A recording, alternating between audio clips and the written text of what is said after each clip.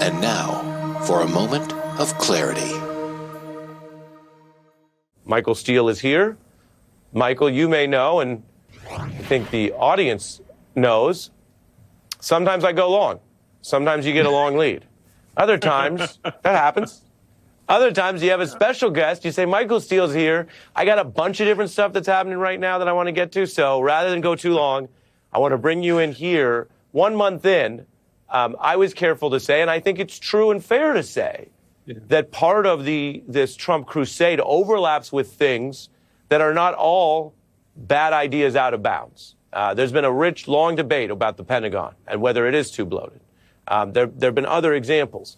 And yet all of it is being delivered through the battering ram and the trolling, and in Elon Musk's case, the outright lying. He was caught lying in a major way about these so-called cuts this week. And so it taints things that otherwise might have been a chance to sit down with Bernie Sanders and AOC and say, hey, you guys have had bills for a decade about where we could trim the Pentagon. Why don't we do this with Congress in a serious way? So let's start there. Again, me trying to be as open-minded as possible. What about that tension tonight? I appreciate your open-mindedness, and it's an important feature to have. I'm not that way because I know what this is about. Mm-hmm. This is about the emasculation of our government. This is about a power grab and a redistribution of income to meet a particular end, which is furnishing the dollars, making those available for the $8 trillion tax cut that expires this year from 2017. And then additional cuts that this president wants to make in other programs, and to use those dollars for things that are not clearly defined.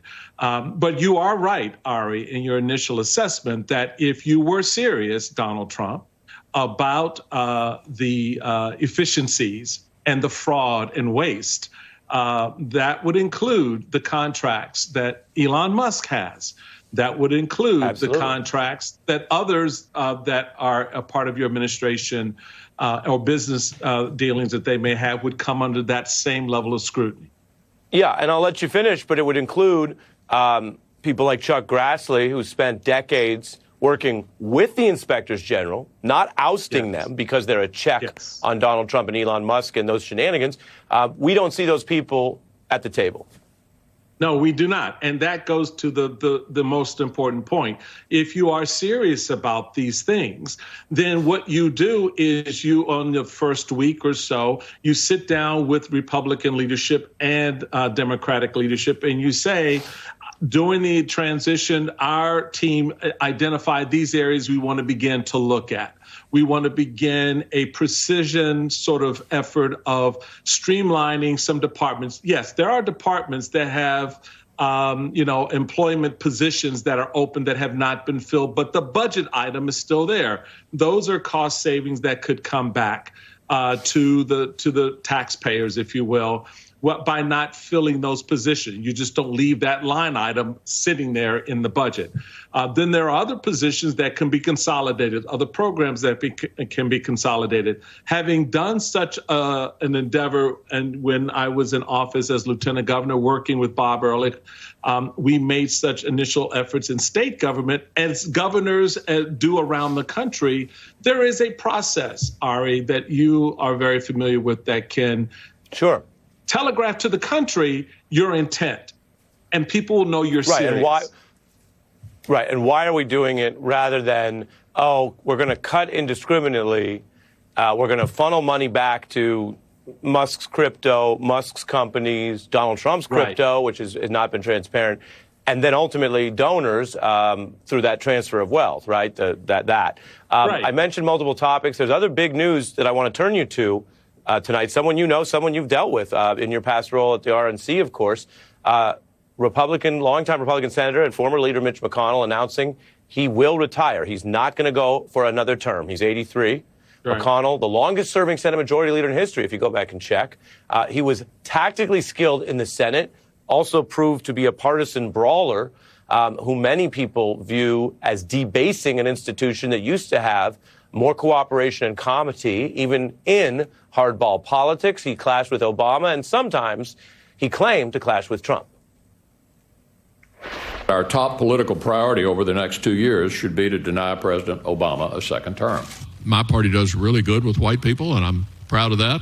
Our view is this: give the people a voice in filling this vacancy.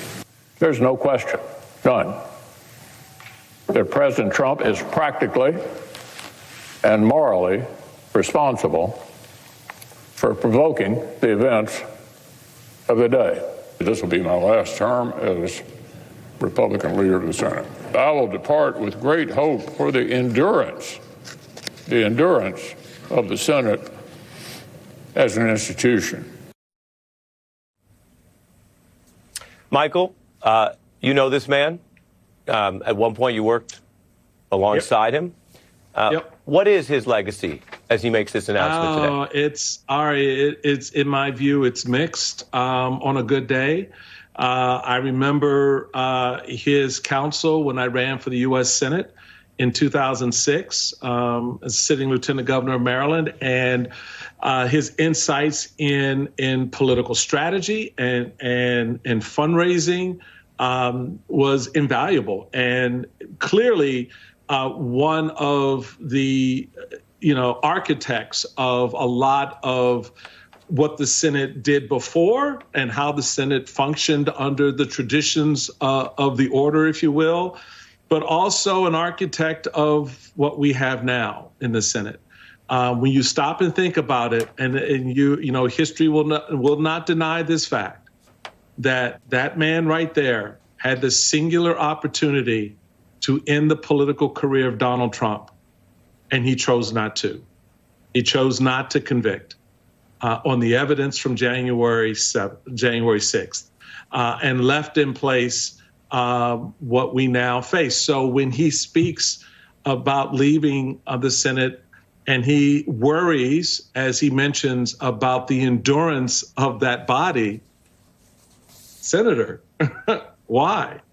You laid the stones to the stepping stones to where we are, and that's going to be the mixed part of his legacy. Look, I tell Democrats all the time and talk about the fact that this man knew how to use the rules. Why haven't you learned how to use the rules?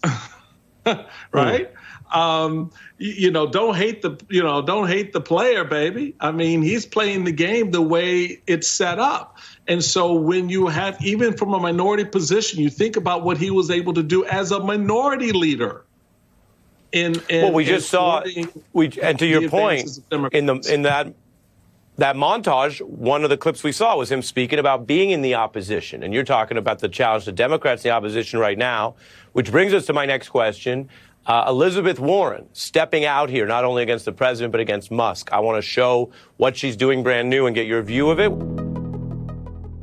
If you're a bank robber, how about, if you get the chance, fire the cops before you waltz into the lobby of the bank? And Elon Musk appears to have decided he will sideline the financial cops before he decides to launch his own personal platform. That is why Elon Musk should not be allowed anywhere near the CFPB. It is a clear conflict of interest. Elizabeth Warren picking up the fight against Musk and speaking about the Consumer Watchdog Group, which her work, talk about expertise, as a lawyer, as a law professor, as an Obama advisor, and ultimately as a senator, her work helped create that group.